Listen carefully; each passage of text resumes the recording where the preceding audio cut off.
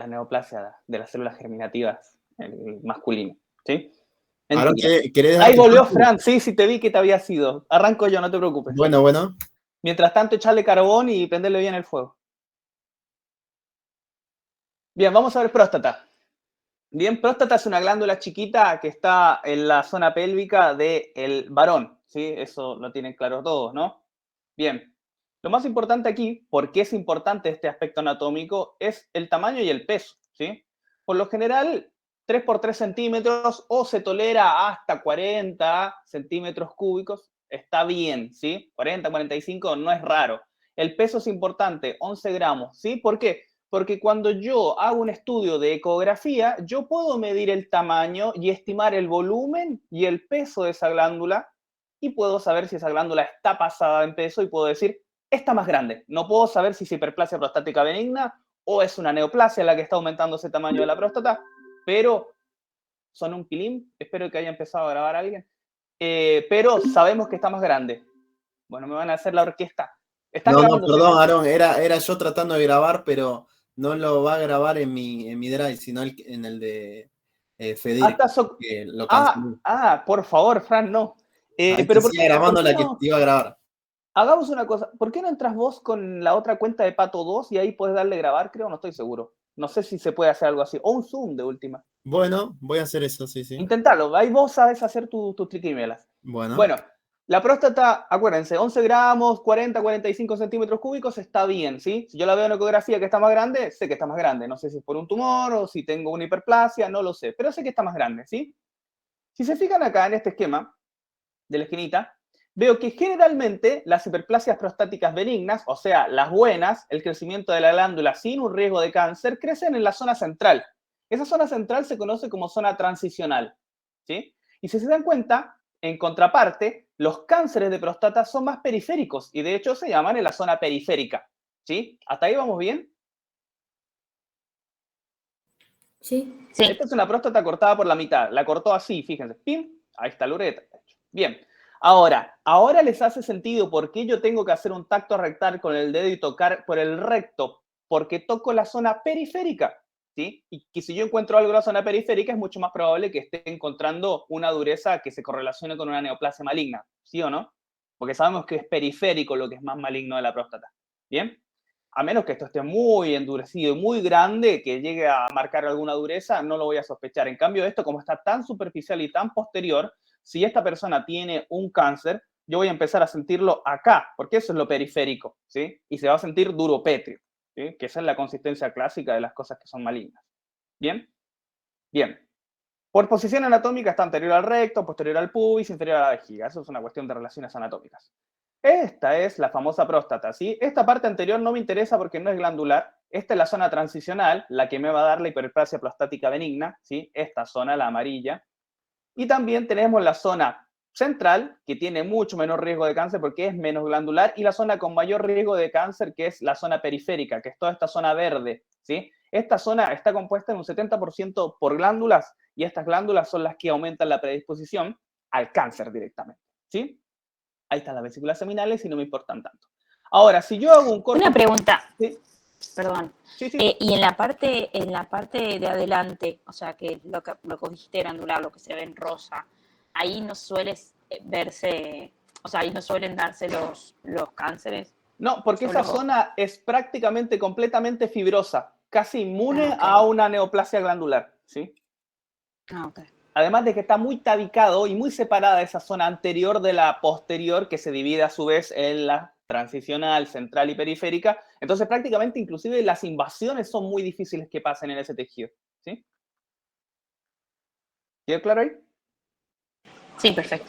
Bien, vamos ahora a un corte histológico de lo que es la glándula de la próstata. ¿Sí? Si se dan cuenta, yo veo una capa, dos capas, ¿sí? Pero una es planita y la otra es cúbica, ¿sí? Es un epitelio bicapa, ¿sí? Generalmente en muchos libros de histo lo encontrás como una monocapa cúbica y en algunos pocos buenos, como el Geneser, encontrás efectivamente que es una bicapa compuesta por una capa plana y una capa cúbica, ¿sí? Esta capa plana, o sea, la más basal, no siempre está, es medio inconstante, pero en una glándula clásica deberías poder verla, ¿sí? Entonces acá hacemos nuevamente otro zoom y encontramos dos células, la luminal, que es la que produce las secreciones, y la basal, que es una planita que cumple la función de producir, metabolizar la hormona más fuerte, que es la cual, ¿se acuerdan cuál hormona es la más fuerte, que es la testosterona? Dihidro. La dihidrotestosterona, y se la manda a esta célula que es la luminal, que él no tiene una enzima, que es la 5-alfa reductasa, ¿sí? Hay que tener en cuenta que el fibroblasto o las células estromales también tienen esta misma enzima y también pueden producir la DHT, y esta DHT también tiene efectos sobre estas células. Entonces yo les digo, pensando de arriba, o sea, de la luz hacia abajo, hacia adentro de la glándula, ¿qué es lo primero que tengo? ¿Qué célula?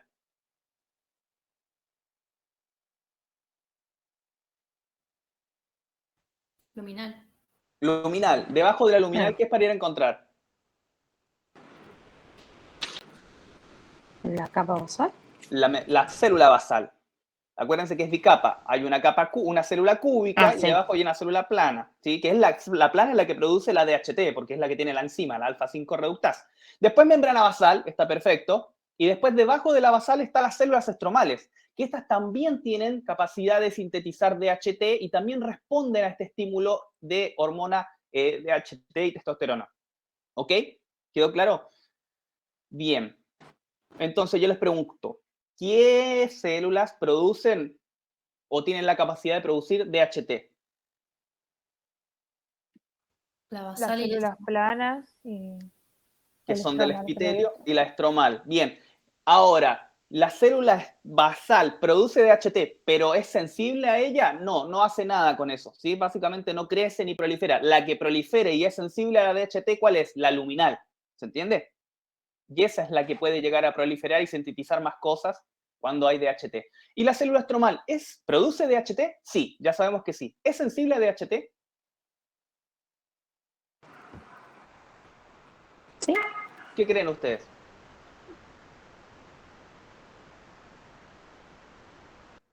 La célula estromal, ¿es sensible a DHT o no? ¿Qué creen ustedes? Yo voto que no, pero no tengo mucha justificación. Sí, es sensible a DHT. Responde a DHT, ¿sí? Vamos a ir de afuera hacia adentro nuevamente y ustedes van a ir respondiendo. ¿La luminal produce DHT? Sí. Sí. No. La luminal No produce. no la produce. Pero sí, ¿es sensible o no es sensible? Es sensible. Sí, Es sensible. Que eso quiere decir que prolifera, reduce la apoptosis, crece. La basal del epitelio, ¿produce DHT? Sí. Sí. ¿Sí? ¿Es sensible? No. No hace mucho con ese DHT. La estromal, que está debajo, ya en el estroma, ¿produce DHT? Sí. Sí. ¿Y es sensible? No. Sí. Yo diría que sí. Sí, es sensible a DHT. Ah, ¿Sí? Piensen como un sándwich, ¿sí? Lo de afuera, que es la luminal, es sensible, y la de adentro, que es la más de al fondo, que es la estromal, es sensible. ¿Cuáles producen DHT? Es como un trabalenguas esto. Alguien que me diga cuáles producen DHT. La basal y la... Todas. La basal y la estromal. ¿Quién dijo todas? Yo. La luminal no produce. La luminal no produce, lo más importante que se les tiene que quedar, ¿sí? La luminal no produce DHT y la única que no es sensible a DHT es la basal, ¿sí? Bien, ¿hasta ahí vamos? Porque la lógica de esto es que cuando hay un exceso de DHT, ¿qué va a proliferar? Y ahí viene ustedes la respuesta. ¿Qué me van a decir ustedes? La luminal y el estroma. La luminal y el estroma. Entonces, cuando hay una desregulación, cuando hay hiperplasia prostática benigna, crece tanto epitelio como estroma. Crecen glándulas y crece tanto tejido conectivo como células musculares lisas, que son parte del estroma de la próstata.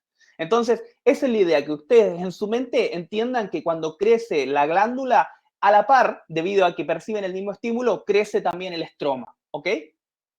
¿Sí? Listo. Ahora sí el esquemita, ¿sí? Esta es la célula estromal, chiquita, que está debajo de la membrana basal. Para el que no se acuerda, de primer año, probablemente el estroma es todo lo que no es parénquima, que es el tejido de sostén, básicamente, y un poquito más, pero no vamos a entrar en eso. Bien, la célula estromal recibe la testosterona, que está acá, y la convierte a través de la alfa-5 reductasa a DHT. Y esta DHT retiene un receptor que genera una activación de transcripción nuclear que estimula factores de crecimiento y hace que prolifere este estroma. Lo mismo pasa en la testosterona cuando es convertida por el epitelio basal a DHT, pero este epitelio basal no hace nada con ese DHT. Lo que sí hace es mandárselo a la célula luminal, donde va a tener mucho mayor efecto que la testosterona, 5 veces el efecto, 5 a 10, y este va a tener el mismo efecto. Va a tener un receptor nuclear que va a activar una cascada de transducción, que va a generar una activación de ciertos genes que va a aumentar la proliferación y disminución de la apoptosis. ¿Se entiende más o menos cómo funciona el epitelio y el estroma y cómo más o menos los dos responden a lo mismo? Bien. Vamos un poquito. ¿Y qué hace la célula luminal al recibir todo este estímulo de DHT, que es tan potente, 5 veces más potente? Bueno, crece y además de crecer, produce cosas. Fosfatasa escalina, fosfatasa ácida, digo, amilasa, que finalmente se pueden formar tapones en la luz formando los cuerpos amiláceos, proteasas, ácido cítrico y el famoso PSA, ¿sí? Que está directamente relacionado a el tamaño de la glándula. Más grande la glándula, más PSA produce. La PSA tiene la función de lisar el coágulo de la eyaculación. Es lo único que tienen que saber, pero es importante porque como tiene una correlación con el tamaño de la glándula, me habla de qué tan grande está. ¿Me habla de cáncer? No. No me habla de cáncer. No sé si tiene cáncer este paciente. ¿Me habla de hiperplasia prostática benigna? Sí. Sí, ¿Y el paciente con cáncer no tiene PSA alto? Sí, pero no es sí, indicado. también. También. Entonces no hay una correlación directa entre algo como la neoplasia maligna o la hiperplasia prostática benigna. El PSA tiene una correlación exclusivamente con el tamaño de la próstata. ¿Qué está pasando con esa próstata? No tengo mierda idea. Creció. Solamente lo sé midiendo el PSA. Y nada más. ¿Se entiende?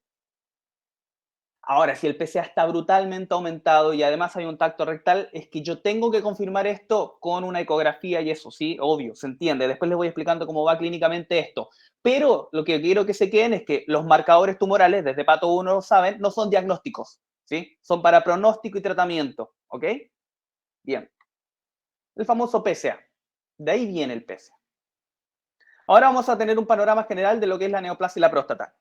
Fíjense que esto que está verde, o que está aquí fucsia con verde para acá, es lo benigno, ¿sí? La hiperplasia prostática benigna, ¿sí? Nunca maligniza, tiene el mismo ritmo de malignizar que cualquier neoplasia benigna, o sea, muy bajito, ¿sí? Y además, las causas principales están relacionadas a lo endocrino, a lo etario y a lo genético, ¿sí? Tiene que ver que no se sabe por qué, pero mientras más viejito el adulto, el varón, se va volviendo más productivo de esta DHT, ¿sí? Se entiende que tiene que haber un problema de senescencia, que ciertos genes se dañan y que a la larga se desregula esta vía, lo que genera que haya un exceso de DHT, ¿sí? Mayor actividad de la enzima, que significa que aunque baje la testosterona, porque la testosterona baja con la edad al varón, ese poquito, como se convierte todo a DHT, se compensa y estimula más la próstata igual. Eso es natural en los varones y a los 80 años el 90% va a tener hiperplasia prostática benigna. ¿Sí? Es parte de estar vivo. ¿Hasta ahí vamos bien? Sí. Sí. Bien, ahora vamos a lo maligno. ¿Sí? En lo maligno, obviamente, tenemos una etapa de iniciación. Esto es carcinogénesis de Pato 1. ¿Sí? Vamos a tener una etapa de progresión y finalmente la de diseminación, donde va a estar la metástasis, ¿sí? Tanto local como a distancia. Acá abajo tienen los genes, si quieren. Acá abajo tienen los factores o ciertos mecanismos que pueden desencadenar este daño. Y las etapas. Un ducto o una glándula normal que puede progresar a una atipía intraepitelial, ¿sí? Como estas lesiones preneoplásicas que venimos viendo desde el comienzo de la cursada, que son cuestiones que aún no cruzan la membrana basal. Luego puede haber un adenocarcinoma de próstata, pero subclínico, ¿sí? O sea, es jodido porque cuando el paciente ya tiene síntomas en un cáncer de próstata es porque ya lo tiene avanzado, ¿sí? Y después vamos a hablar un poquito más de eso acerca del tamizaje y del screening del cáncer de próstata y hasta dónde me sirve y hasta dónde no, ¿sí? Pero tengan en cuenta que muchos pacientes tienen cáncer de próstata y son subclínicos. Y normalmente cuando se vuelve clínico ya está casi diseminado, con diseminación local. Y cuando ya hace metástasis, ya definitivamente tiene repercusiones clínicas. Pero se entiende lo jodido de que cuando es salvable el paciente no tiene síntomas. ¿Se entiende? Por eso es importante comenzar con el screening. Porque el paciente, aunque no tenga síntomas, yo le puedo encontrar un cáncer de próstata. Y si el paciente ya me viene con síntomas y le encuentro el cáncer, ese cáncer probablemente ya está avanzado. ¿Sí? Bien, ¿hasta ahí vamos bien? Sí. Hiperplasia prostática benigna. benigno, ya lo sabemos, ¿sí? Es la neoplasia benigna más frecuente en hombres, ¿sí? A diferencia de lo que decían en Pato 1, que es un ejemplo de hiperplasia, la realidad es que hay una mezcla de factores en esto y no podemos hablar de hiperplasia exclusivamente, ¿sí? Se le pone hiperplásica porque es una terminología que quedó así, pero la realidad es que para mí es una neoplasia benigna de próstata, y punto, ¿sí? Se entiende que cuando hay mucha DHT, la próstata crece, hay un rango de hiperplasia, pero también hay mucho de que esa próstata, aunque le cortes el DHT, después sigue creciendo igual, ¿sí? Y si tomamos estadísticamente las próstatas que crecen por DHT y las próstatas que se mandan solas y crecen por sí solas, técnicamente hasta el 70% es más neoplásica que por DHT. Entonces, como nunca nadie hace un estudio para diferenciar qué es lo que tiene el paciente añoso, si es realmente una cuestión por DHT o una neoplasia benigna, se mete todo en una bolsa de gatos. Y se entiende que hiperplasia prostática benigna puede ser tanto por DHT como una neoplasia benigna de próstata. ¿Se entendió eso? Alguien que me diga que sí o que no. Sí. Sí, sí. Bien, aquí les dejo el dato de que el 90% de los pacientes a los 80 años va a tener hiperplasia prostática benigna, así que afírmense. Y la testosterona baja un 1% cada año después de los 30 años y va reduciéndose, ¿sí? Si yo le pregunto a alguno de ustedes, ¿y por qué crece la próstata entonces si la testosterona baja? ¿Alguien me podría explicar? Porque todo lo que hay se convierte a dihidrotestosterona, entonces ahí compensa. Bien, porque a medida que baja la testosterona, a medida que crecemos o nos envejecemos, la actividad de la alfa-5 reductasa aumenta, ¿sí? Y eso es lo que genera que aunque tengamos menos hormona, esa hormona sea más potente. Bien, obviamente se da en la zona transicional, la más cerca de la uretra, ¿sí? Hay una disociación clínico-patológica, ¿sí? El tamaño no siempre tiene correlación con los síntomas. El paciente puede tener una próstata de 6 kilos y muchas veces no tiene mayores síntomas y pequeños crecimientos de próstata pueden generar muchos síntomas en otro paciente, ¿ok? Disociación clínico-patológica se llama eso. También es algo que tienen en común, por ejemplo, ciertas patologías de columna, ¿sí? Las patologías que son degenerativas de columna, el paciente, no sé, un paciente añoso que tiene la columna hecha mierda, pero no se siente tan mal porque toda la vida estuvo así, y el paciente de 25 años que tiene una degeneración discal se siente para el orto y está en cama, y los dos tienen la misma lesión, disociación clínico-patológica. ¿Bien? Bien. Lo mismo de siempre, chicos, el esquema ya se los expliqué, el lugar en donde se palpa principalmente. Yo quiero preguntarles, las hiperplasias prostáticas benignas, ¿son centrales o periféricas? Centrales. Centrales, en zona transicional. ¿Bien? Ahora, eso no quiere decir que no me vaya a generar, que yo no me vaya a generar nada, que sea un tumor benigno, no siempre tiene relación con que es benigno el comportamiento, ¿sí? Fíjense que acá la hiperplasia se está metiendo hacia la vejiga, se ve, ¿no? Si esto crece lo suficiente, va a generar la acumulación de orina en la vejiga y va a obstruir la salida de orina hacia el meato urinario, ¿sí? Entonces, una de las complicaciones que puede tener la hiperplasia prostática benigna es la acumulación de orina en la vejiga. Y la vejiga va a reaccionar como esta imagen que tenemos acá. ¿Cómo se llama esta vejiga? Hipertrofiada. Bien, y tiene otro nombre también.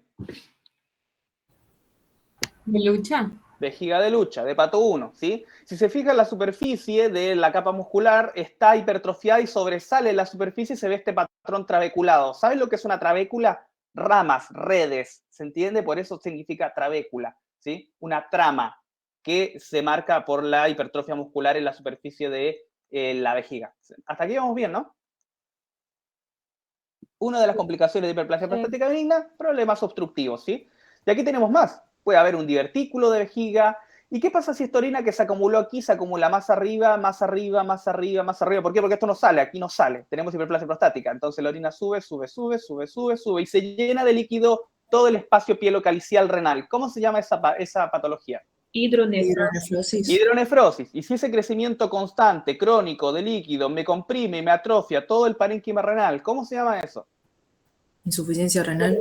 Eso es funcional. Estamos hablando de anatomía patológica. Pielonefritis. Pielonefritis crónica. Otras causas de pielonefritis crónica, tumores ginecológicos, infecciones urinarias, litos. ¿Sí? Por ejemplo, un lito acá. ¿Sí? Es lo mismo. Bien, todas patologías que terminan en lo mismo. Una imagen real, fíjense cómo está esta vejiga, toda trabeculada. ¿Sí? ¿Se ve? Eso es una vejiga de lucha. ¿Sí? Y aquí este riñón está conservado todavía, pero llega un momento en que si esto se llena y se dilata todo, terminamos sin como bien dijeron, insuficiencia renal, pero hay múltiples causas de insuficiencia renal, ¿sí? Una patada en el riñón te puede dejar con insuficiencia renal, ¿se entiende? O sea, es muy general. Bien. Último esquemita para ver hiperplasia prostática. Esa es una próstata normal, y para que se hagan una idea, esta es la próstata que está con hiperplasia benigna, ¿sí? ¿Qué pasa aquí? ¿Proliferó solo la glándula o la glándula y el estroma? La glándula y el estroma. La glándula y el estroma, ¿sí? Lo que vamos a darnos cuenta nosotros es que la zona central está hiperplasiada y agrandada, y toda la zona periférica, que debería de estar ahí, está comprimida. ¿Por qué? Porque el crecimiento glandular central o transicional comprime el resto de las glándulas, las tiene todas apretadas hacia el lado, ¿sí? Eso es hiperplasia prostática benigna. Ahí se ve, esta es una glándula, y fíjense cómo este es el nódulo que está hipertrófico o hiperplásico, y acá esto es todo parénquima periférico que está comprimido, ¿sí? Eso es hiperplasia prostática benigna. Múltiples nudos circunscritos, eso se los mando después, ¿sí? Si lo miro histológicamente, me voy a dar cuenta que muchas de estas capas son bicapas ahora, pero no son bicapas una plana y una cúbica, sino son capas cúbica y cúbica. ¿Se dan cuenta más o menos aquí que hay cúbica y cúbica? Fíjense acá, una capa, otra capa. ¿Se dan cuenta o no? Eso significa que hay hiperplasia prostática benigna, ¿sí? Y estas dilataciones vellosas papilares hacia la luz de la glándula también me da a entender que hay hiperplasia prostática benigna, ¿ok? Entonces, dos cosas que yo voy a ver en la hiperplasia prostática benigna es que el epitelio que antes era plano y cúbico, ahora es cúbico y cúbico, ¿sí? Porque hubo hiperplasia. Y lo segundo es que esta glándula, como aumenta su epitelio, invagina hacia la luz, y son estas proyecciones papilares hacia la luz, ¿ok? Eso es hiperplasia prostática benigna. Adivinen qué convierte esto en una neoplasia maligna. Pónganle maquillaje a esto, igual no me lo maligno. ¿Qué le harían?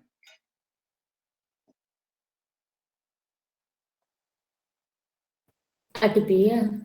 Conceptos básicos de pato 1 que se han repetido 5 veces en todas las unidades que hemos visto. Atipía, anisocariosis, anisocitosis, ¿algo más? Pérdida de polaridad celular. Pérdida de polaridad podría haber, bien. Mitosis aberrantes podrían haber también. Y ya mirándolo un poquito más de lejos, no tanto la célula, ¿sí? Mirando las glándulas en general, ¿vería algún cambio si esto fuera maligno?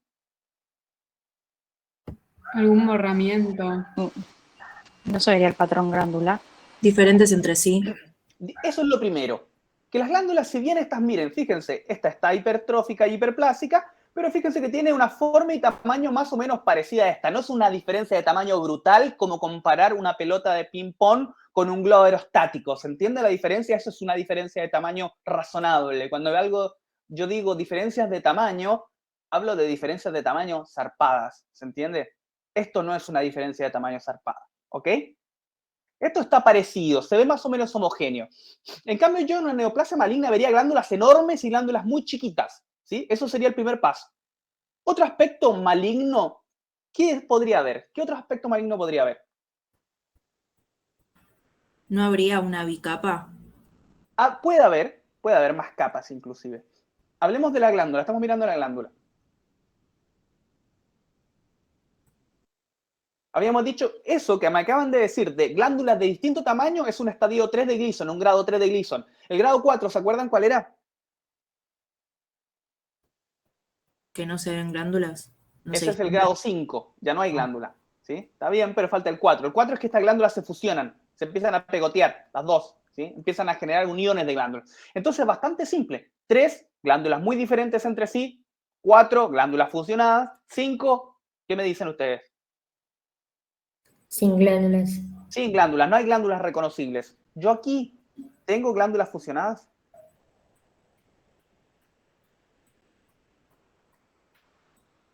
Yo tengo una glándula acá. ¿Se está juntando con alguna otra glándula? Tengo otra glándula acá. Tengo otra glándula acá. No, están separadas. Están separadas. Chicos, si siguen con la vista, la membrana basal no hay fusión de glándulas. Bien, veo glándulas, es un buen comienzo también. ¿Y las glándulas son asquerosamente diferentes entre sí? Vuelvo a decir, criterio es pelota de ping-pong, globo aerostático, ¿sí? ¿Se entiende la diferencia? No, no es una diferencia tan grande. Y si miro de cerca estas células, ¿veo atipía, anisocariosis, anisocitosis? ¿Pérdida de polaridad? No. Este núcleo es igual a este, es igual a este, es igual a este. No veo ningún núcleo muy luminal. y no veo que estos núcleos tengan distinto tamaño y las células tampoco tienen gran distinto tamaño. Son todas células más o menos parecidas, ¿sí? Esto es un defecto de técnica que se despegó de la membrana basal, ¿sí? Porque yo sé que eso raro sí le llama más la atención que una glándula normal. Bien. Eso es hiperplasia prostática benigna, chicos. Es benigno, puede tener síntomas irritativos y obstructivos, al paciente le cuesta orinar, le puede doler orinar, puede orinar más de noche, y el diagnóstico se hace con la clínica, con lo que les acabo de decir, con una ecografía. Le puedo también medir volumen residual, el paciente orina y le queda mucha orina, claramente lo que tiene es algo que se le opone, y de certeza la biopsia, pero no se hace, ¿sí? A nadie se le anda haciendo biopsia gratuitamente por una posible hiperplasia prostática benigna, porque sería muy al pedo, ¿sí?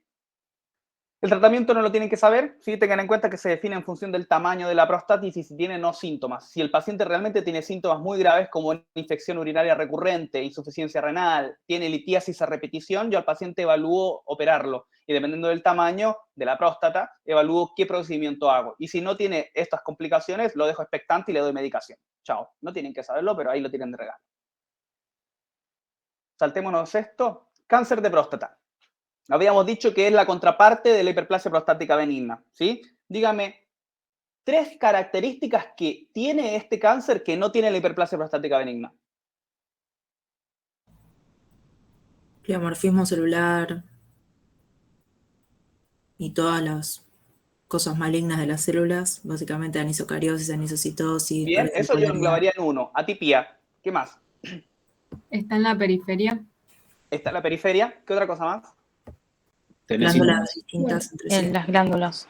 ¿Cómo serían entre sí? Distintas. ¿Qué otra cosa más podría decir de las glándulas?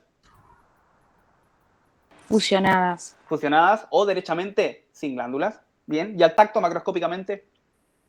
Duropétreo. Duropétreo. ¿Sí? Bien.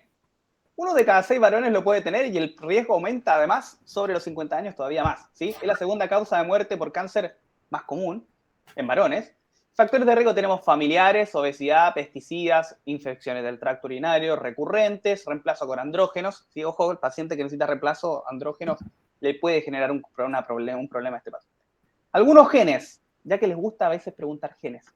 Fíjense, ¿este BRCA1 y BRCA2 les suena? Sí.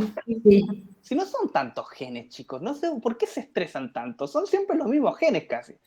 Bueno, BRCA1 y BRCA2 está relacionado al cáncer de mama, claramente. Y el cáncer de mama, aunque no lo crean, algún varón puede tener la duda, nosotros también tenemos glándulas mamarias, algunos más grandecitas, a otros más tejido adiposo que otros, ¿sí? Por ejemplo, yo tengo más tejido adiposo que glándula estimo, pero hay mama. Entonces el tema es, tenemos más riesgo de cáncer de mama cuando tenemos mutaciones, como varones, cuando tenemos mutaciones del BRCA2. En cambio, las mujeres en el BRCA1 predomina más también, ¿sí? Pero fíjense las diferencias de porcentaje. Las mujeres pueden tener con el BRCA1 hasta un 65% de riesgo de cáncer de mama y los hombres un 1%. En cambio, en el BRCA2 los hombres suben hasta un 9%, ¿sí? Ojo con eso. BRCA2 es más predominante en el cáncer de mama masculino.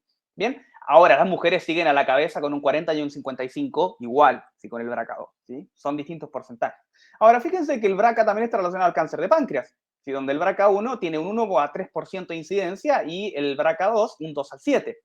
Y vamos a femenino, que ya lo rendimos. No, sí lo rendimos. Tenemos cáncer de ovario, 40 a 65%, o 15 o 25% en el BRCA2. O sea, también el BRCA1 está muy relacionado al cáncer de ovario, sobre todo. Y cáncer de próstata, el BRCA1 un 9% y el BRCA2 un 15%. O sea, el BRCA2 y el BRCA1 siempre andan metidos en algo masculino o femenino, ¿sí? Claramente alguna relación tienen ahí. ¿Bien? Integradores, ¿sí? Un gen muy llamativo y que genera muchos tipos de cánceres. Causas del cáncer de próstata. Por ejemplo, factores que aumentan el riesgo. Las hormonas, el tratamiento con andrógenos exógenos, tener una edad mayor a 50, ciertos síndromes hereditarios, como tener estas mutaciones del BRCA. Las etnias, por ejemplo, los pacientes afrodescendientes tienen más riesgo de tener cáncer de próstata. Mutaciones específicas en algún gen, por ejemplo, protooncogenes. Las dietas ricas en grasa y calcio pueden predisponerme. La ubicación geográfica es más común en Occidente, ojo. Y además los antecedentes familiares, por ejemplo, usted tiene un paciente que viene con una hiperplasia prostática o que le cuesta orinar o algo así y le preguntas, sí, mi tío y mi padre tuvieron cáncer de próstata y listo, ¿sí? Es multifactorial, no podés aislar el gen, pero sí te enteraste que hay algo hereditario ahí que puede tener una relación. Y obviamente los químicos, tanto laborales como el tabaco, que con todos los químicos que tiene cancerígenos adentro, pueden aumentar la predisposición, ¿sí? Los síntomas son parecidos a la hiperplasia prostática benigna. Pueden ser obstructivos o pueden ser irritativos, pero la gran diferencia es orinar con sangre, hematuria, ¿sí? Nada benigno sangra, ¿sí? Es muy raro. Piensen que los criterios macroscópicos de neoplasias benignas son no sangra, no invade, no hace metástasis. Lo maligno sangra, se ulcera, hace metástasis, ¿sí? Bien, impotencia por invasión nerviosa, ¿sí? Puedo tener invasión de ciertos nervios perineales que me pueden generar problemas en la disfunción eréctil, ¿sí? El resto son síntomas que son medios comunes de cualquier obstrucción, ¿sí? Nocturia, tenesmo, disuria, falla renal a largo plazo. ¿Por qué falla renal? Falla renal es lo mismo que insuficiencia, ya lo vimos. ¿Por qué? ¿Alguien me explique por qué un paciente con cáncer de próstata o hiperplasia prostática benigna puede llegar a insuficiencia renal crónica o falla renal?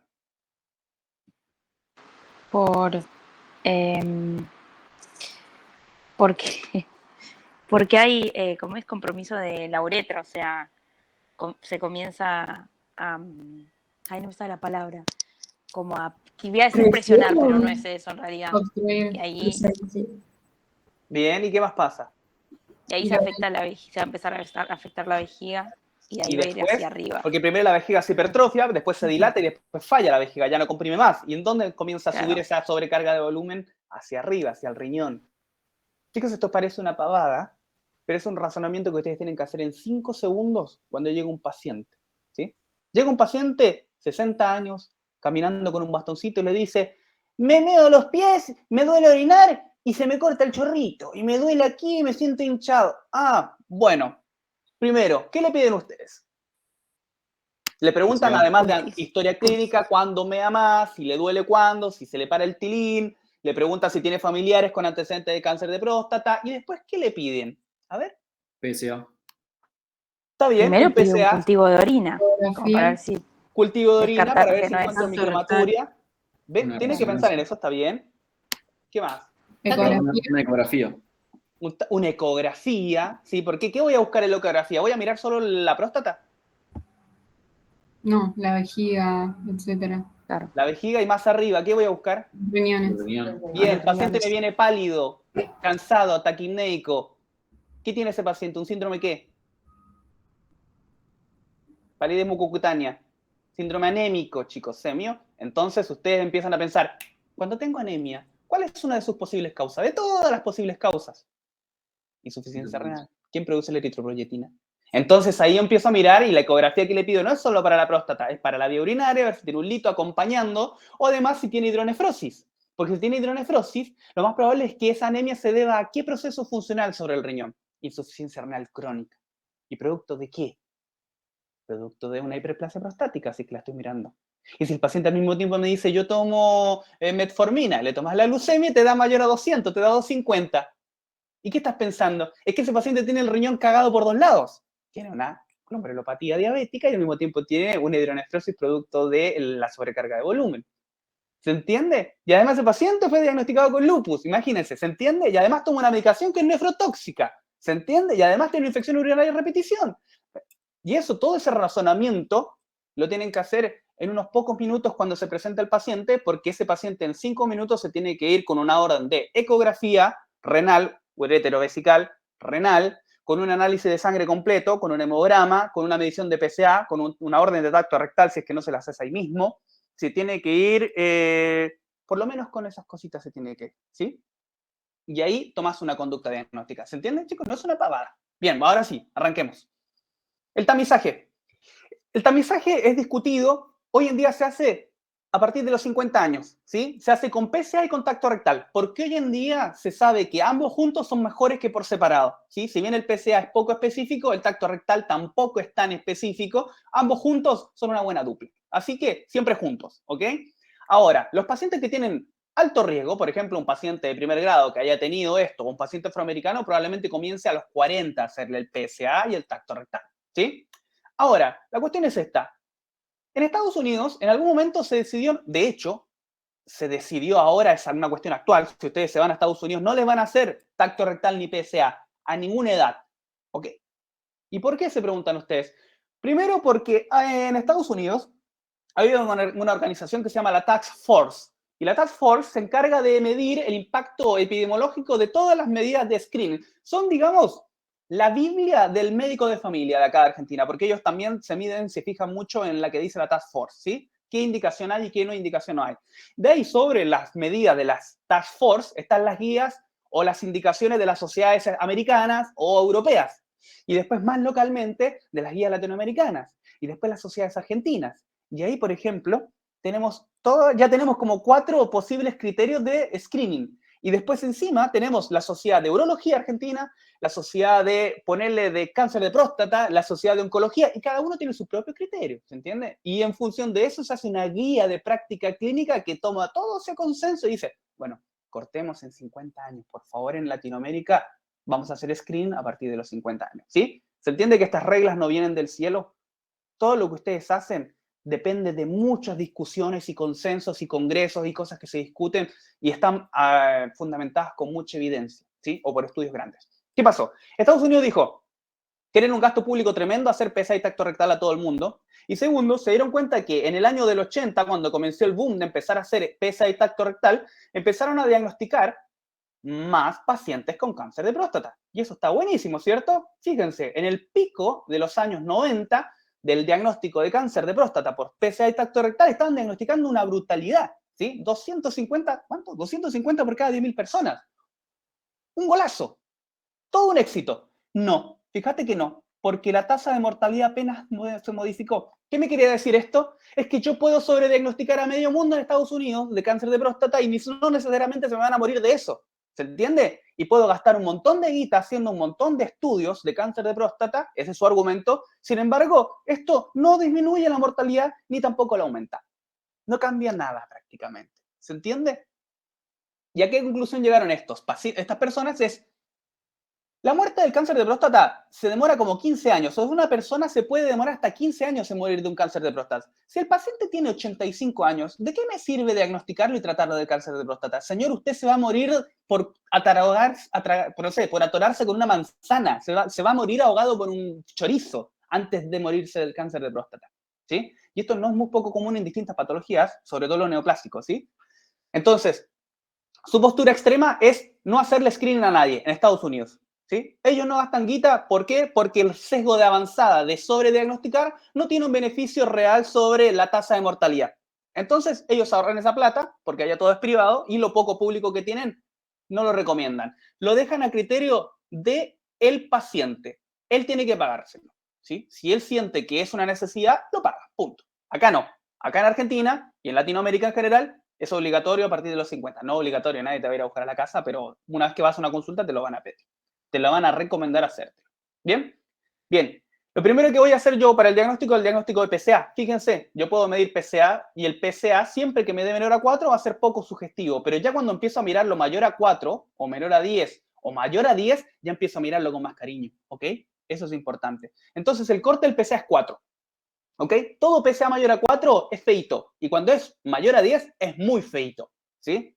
Ahora, yo también puedo diferenciar el PSA según si está libre o total, ¿sí? ¿Por qué? Porque yo lo que tengo que mirar es qué PSA está relacionado más con el cáncer, ¿sí? Existe un PSA libre, que va en la sangre libre caminando por nuestro flujo sanguíneo. Existe otro tipo de PSA que está unido a proteínas. El que está unido a proteínas es el que más está relacionado con el cáncer de próstata, ¿ok? Entonces, yo al paciente, ¿qué hago? Le mido PSA total y PSA libre. Y adivinen cómo calculo el PSA unido a proteínas. Matemáticas, hijos. Al PSA total le resto el libre, resultado, el unido a proteínas. Si ese unido a proteínas está aumentado, ¿yo qué pienso? Cáncer de próstata, ¿sí? Si en realidad ese PSA está aumentado, pero es casi todo sérico y no unido a proteínas, y vamos viendo, ¿sí? Todo esto es criterio médico. ¿Se entendió hasta ahí? Sí. Entonces, llegó el paciente, le cuesta orinar, es viejito, le hago un PSA, me sale alto, ¿qué sigue? Tacto rectal. Tacto rectal me sale feo. Una dureza, duropetria en la zona posterior del tacto rectal. Bueno, ¿qué sigue? Sigue un estudio de imagen, ¿sí? Por lo general, en los sectores que tienen menor recurso, lo que hacen es hacer una ecografía, ¿sí? Rápidamente estiman el tamaño y ven si hay alguna cosa extraña, pero es muy poco específica la ecografía. Ahora, lo que se hace en sectores donde hay mayor recurso es una resonancia magnética de próstata. ¿Por qué no la tomografía? Porque no se hace y punto. No tiene mayor sensibilidad entre una ecografía y una resonancia, mejor hacer la resonancia directamente. ¿Sí? Entonces el diagnóstico se hace con clínica más tacto, con el PSA y resonancia magnética o eco, y finalmente la biopsia. ¿Sí? Esto es un estudio de resonancia magnética de próstata. ¿Se acuerdan cómo se llamaba el estudio de la mamografía en las mujeres cuando uno le ponía la mama en una plaquita a la mujer y hacía una mamografía?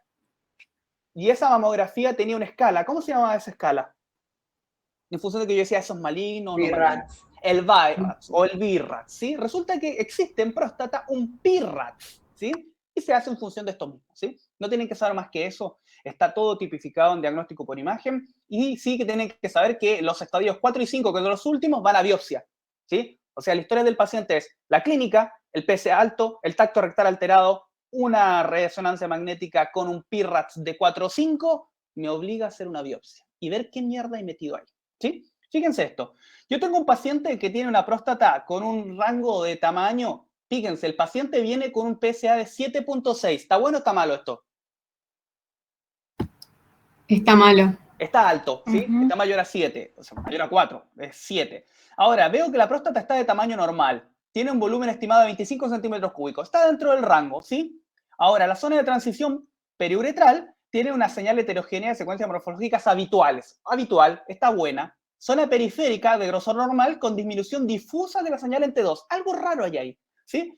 Bueno, hace un poquito más de detalle y hay una imagen nodular a la izquierda de 9 milímetros de baja señal en T2, o sea, en esa región hay una lesión extraña, y se encuentra a 27 milímetros de la pared rectal anterior. Impresión diagnóstica, radiología, chicos, radiología, esto es un PIRATS 2, ¿sí? En el lado izquierdo, pero en el lado que tiene el nódulo, automáticamente sube un PIRATS 4. ¿Qué hago con este paciente? ¿Lo mando a la casa?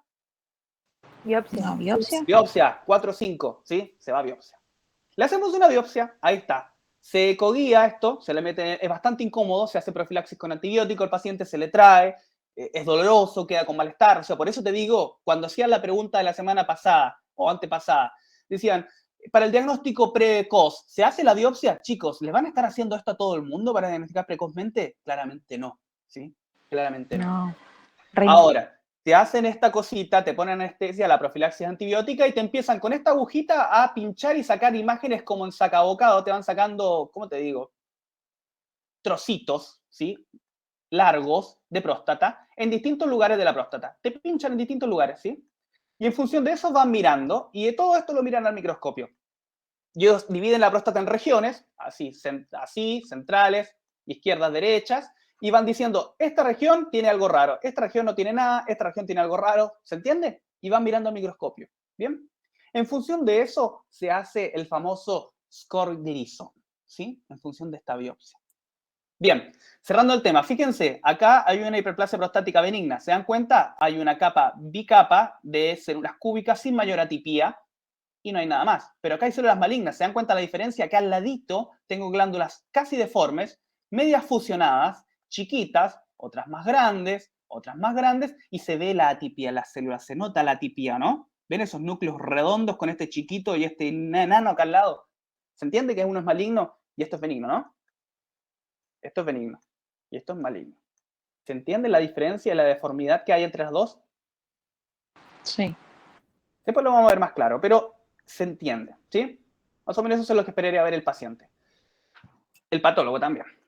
Bien, esto tratamiento no es, estos son los famosos patrones, ¿sí? El patólogo puede ver una neoplasia que emane de la glándula en sí, por lo cual se van a llamar patrones acinares, o puede aparecer a partir del ducto, ¿sí? ¿Qué van a ser patrones ductales? No me interesa nada más que eso que, acuérdense, Gleason 5, ¿qué significaba? No se distinguen No hay glándulas. glándulas. No se distinguen glándulas. Si yo tengo un patrón acinar, microquístico, o sea, yo veo esto, ¿veo glándulas o no veo glándulas? Sí. Sí, por ende este es un Gleason 3, ¿sí? Porque veo glándulas y no están fusionadas. ¿Y este patrón en anillo de sello, yo logro ver glándulas? No. No. Este patrón acinar es un Gleason 5, automáticamente. Este patrón espumoso, ¿veo glándulas o no? Raras. Sí. Pero se ven, hay un epitelio espumoso extraño con una luz. Bien, es un Gleason 3. Esto es un pleomorfo. ¿Ve una glándula? No. No, ¿sí? Esto es un Gleason 5. ¿Se entiende? Independiente del patrón que yo vea, yo le voy a dar un número. ¿Esto veo glándulas o no veo glándulas? Sí. Bien, esto es un patrón que es Gleason 3, ¿sí? Sería de estos patrones sería el acinar, este de acá, ¿sí? Acinar es como florecitas por eso yo los pongo como florecitas, ¿sí? Bien, y los ductales cribiformes, fíjense, esto nace a partir del ducto. Fíjense como en un queso suizo. Esto es un Gleason, ¿cuánto le pondrían ustedes? 3. 3. Hay glándulas, pero tiene una diferencia. Está muy bien, yo concuerdo con el Ah, está pero hay fusionada, algo más. ¿no? Están fusionadas. Entonces, un patrón cribiforme sería un Gleason, ¿cuánto? 4. 4. ¿Sí? Un papilar, Gleason 4 también, hay fusión de glándulas. Y un patrón sólido, ¿se ven glándulas? No. ¿Sería un Gleason cuánto? 5, listo. 5. Saben lo mismo que un patólogo, chicos. ¿Sí? No es joda, casi no es joda. Bien, vamos al Gleason. Ahora sí se entiende por qué le ponemos del 1 al 5 a las cosas, ¿no? Bien, acuérdense, 3 es glándulas diferentes entre sí, 4 glándulas fusionadas, 5 no hay glándulas, ¿sí? Y pueden haber patrones que entren en uno o en otro.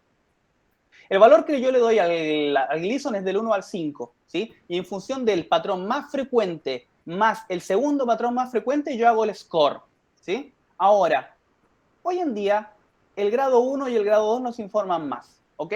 Entonces, tenemos que sabernos el 3, el 4 y el 5. Yo se los vengo repitiendo desde el comienzo de la clase, ¿sí?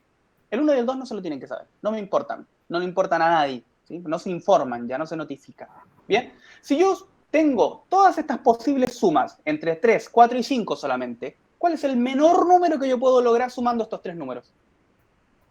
6. 6, 3 más 3, ¿se entiende? Eso es lo mínimo que yo voy a informar en un Gleason, ¿ok? Y lo máximo, un 10. ¿Sí? Bien, se entiende eso. Por eso el 7 es valor de corte, ¿sí?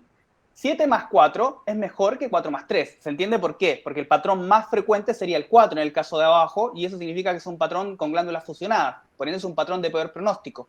Y ese es el que predomina. ¿Se entiende por qué un 4 más 3 es peor que un 3 más 4? Bien, si un paciente tiene un 10, quiere decir que el único patrón que ve este patólogo en esta muestra es un patrón que no parece glándula. O sea, un 5,5, lo único que ve. Y eso el paciente está al orto. Bien, aquí les dejo el informe rápido de que los scores entre el 2 y el 5, sumatorias, ya no se informan, ¿sí? Todo lo que sea 1 más 1, 3 más 1, 1 más 4, 4 más 1, ya no se informan, ¿sí? ¿Por qué? Porque el diagnóstico o la estimación del valor variaba entre los mismos patólogos, quirúrgicamente siempre eran peores de lo que decía el Gleason en estos rangos, y además se subestimaba clínicamente porque el paciente se quedaba tranquilo cuando en realidad tenía un tumor que era peor de lo que era. Entonces, estos valores entre 2 y 5 sumatorias se dejaron de informar. El único que se informa es a partir del 6. Lo mínimo que se puede informar, chicos, es un 6. ¿Sí? Bien. ¿Quedó claro eso? Eso es lo más importante. Bien. En 2016, Epstein define 5 grupos basándose en los grados de Gleason. Él dice que el grado 3, acá está, todo lo que sea 7, 3 más 4, 4 más 3, va a ser un Gleason 2 o 3. ¿Sí? Todo lo que sea menor a 7 va a ser grupo 1. Todo lo que sea mayor o igual a 8 va a ser grupo 4 y lo que esté entre 9 y 10 va a ser grupo 5. ¿Sí? Esto, chicos, no se toma, pero es lo que se informa hoy en día en los informes de patología. ¿Ok? Es para ustedes. Ustedes quédense con el Gleason. Ustedes para el parcial, acá. ¿Sí? Para la vida real, esto es lo que se informa derechamente. ¿Sí? Gleason 7 más 4, Epstein 3, te van a decir. Y eso es lo que a ti te va a definir el tratamiento. ¿Ok? Bueno, ¿se quedó claro? Yo creo que ya no tenemos que darle más vuelta con el Gleason, creo que lo tienen bastante claro, ¿no? ¿Quedó claro? O cómo se hace el score Gleason, ¿no?